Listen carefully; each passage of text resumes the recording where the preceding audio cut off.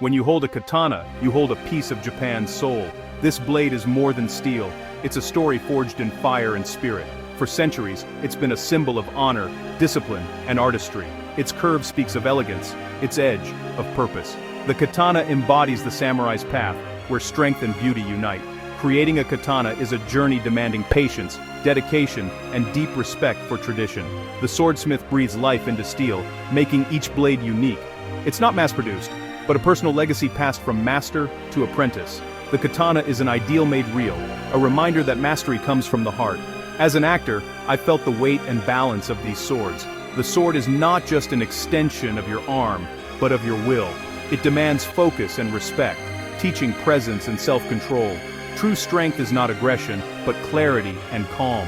The katana's magic lies in its paradox, a weapon teaching peace. It's a symbol of the warrior, the artist, and the philosopher. Its story is Japan's story, a tale of conflict, harmony, tradition, and change. Exploring its history, we learn not just about a sword, but a way of life. The katana is more than steel. It's a mirror reflecting the best of the human spirit. Let's discover how this legendary blade came to be. The katana's story begins with straight, double-edged swords called chokuto, inspired by China and Korea. These early blades were heavy, designed for thrusting and hacking in close combat. As warfare evolved and samurai fought on horseback, a new design was needed. Drawing a straight sword from horseback was awkward. Speed and fluidity were essential. Swordsmiths experimented, discovering that a curved, single-edged blade could be drawn and used in one smooth motion. This innovation led to the tachi, the katana's predecessor. The curve wasn't just for speed. It made the sword a more efficient cutter, slicing cleanly with less force. The curved blade matched the samurai's fighting style, allowing for speed, precision, and grace. The sword became more than a tool. It was a sophisticated instrument of combat. This evolution gave the Japanese sword its soul, a sense of movement and life, even at rest. The new form was both beautiful and deadly, elegant, and practical. This was the foundation for the iconic katana. Born from necessity, the curved blade became a symbol of Japanese culture and the samurai spirit. The katana's shape was a turning point, setting it apart from all other swords. It was a change that would define Japanese artistry and warfare for centuries. The legend of the katana had begun. As the samurai rose in power, their sword became their identity. The katana and wakizashi, worn together as daisho, signified status and honor. To be a samurai was to live by Bushidō, the way of the warrior. The katana embodied courage, loyalty, and acceptance of life and death. Losing one's sword meant losing honor. Young samurai learned not just fighting, but discipline and focus through their blades. The sword was a constant companion, a teacher demanding perfection. It was believed to contain the spirit of its owner, absorbing his character. A noble samurai had a noble blade. A dishonorable one tarnished his sword. Swords were passed down generations, carrying family honor and history. The quality of a blade was paramount. A samurai needed a weapon he could trust with his life. This demand fueled the art of swordsmithing, with lords seeking the best smiths. A finely crafted blade was a source of immense pride and status. The rise of the samurai transformed the sword from a weapon into a legendary work of art. The bond between warrior and blade became the heart of the samurai legacy. The Kamakura period sparked a golden age of swordsmithing. Civil war demanded blades that were both sharp and durable. Legendary smiths like Masamune and Muramasa emerged, pushing metallurgy to new heights. Their secret differential hardening, coating the blade with clay, then quenching it. The edge became razor sharp, the spine flexible. This technique created the hamon, the blade's signature wavy line. Each smith's hamon was unique, a mark of artistry. Blades were forged from tamahagane, steel, heated, hammered, and folded to remove impurities. The result, a strong, beautiful blade with a layered grain pattern. Swords from this era were tested in battle and became legendary. Some were said to be blessed, others cursed, stories that deepened their mystique. The sword was more than a weapon, it was a cultural and spiritual icon. The Golden Age was about creating legends, not just arms. The katana's reputation for excellence was forged in this crucible of war and artistry. These masterpieces set the standard for all who followed. With the Tokugawa shogunate, Japan entered a long era of peace. The samurai's role shifted from warrior to administrator and scholar. The katana's practical use faded, but its symbolic power grew.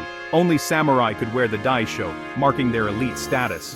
The sword became part of daily dress, a reminder of heritage and privilege. Focus shifted to artistry, elaborate mountings, decorative guards, and flawless steel. Swordsmiths crafted blades as art, not just weapons. The Edo period saw a flourishing of decorative techniques and miniature masterpieces. The katana became a complete aesthetic object, every part a testament to skill. It was a way to display wealth, taste, and connection to the warrior past. The sword's role became cultural, representing an idealized age of honor and courage. The peace of the Edo period preserved the samurai spirit by transforming the katana into a revered art form. The blade's sharp edge was now hidden, its legacy carried in beauty and tradition. Forging a katana was a sacred act, blending physical skill with spiritual purity. The swordsmith was part artist, part priest, purifying himself and his forge before work. Rituals included fasting, prayer, and dressing in white for purity. The smith believed his spirit would be transferred into the blade. Calm and focus were essential. Any flaw in spirit could mar the sword. Some masters signed their work on the tang. Others, like Masamune, let the blade speak for itself. Testing, or tame shigiri, was rigorous. Blades were tried on straw, bamboo, or even condemned criminals. Tests checked sharpness, balance, and durability. A successful test confirmed the smith's sacred task was complete. The katana was not just an object, but a vessel for the warrior's soul. Every step, from forging to testing, was steeped in tradition and meaning. The rituals ensured each blade was worthy of its legendary status. The Meiji Restoration ended the samurai era, banning swords in public. Many blades were lost, but the katana's spirit endured. Swordsmiths turned to making tools, but a few kept the tradition alive. Martial arts like kendo and aikido preserved swordsmanship as discipline and self-improvement. Imperial patronage elevated the sword to a national treasure. Organizations formed to study and preserve old blades.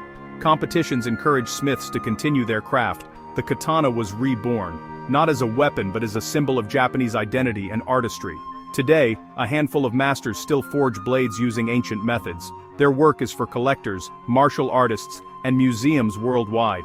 The katana stands as a testament to resilience, tradition, and the pursuit of beauty. Its legacy remains unbroken, inspiring new generations. What can a centuries-old sword teach us today? The katana's true legacy lies in its creation and spirit. First, patience. A real katana is forged slowly, with care and dedication. In a world of instant results, it reminds us that true value takes time. Second, mastery.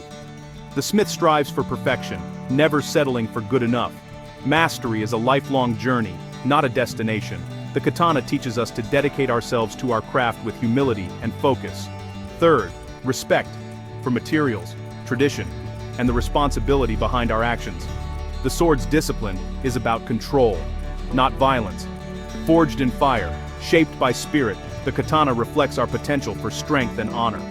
We may never wield a real katana, but we can carry its lessons, patience, dedication, and respect into our own lives. In doing so, we forge lives that are strong, beautiful, and true. The katana's story is a guide for us all.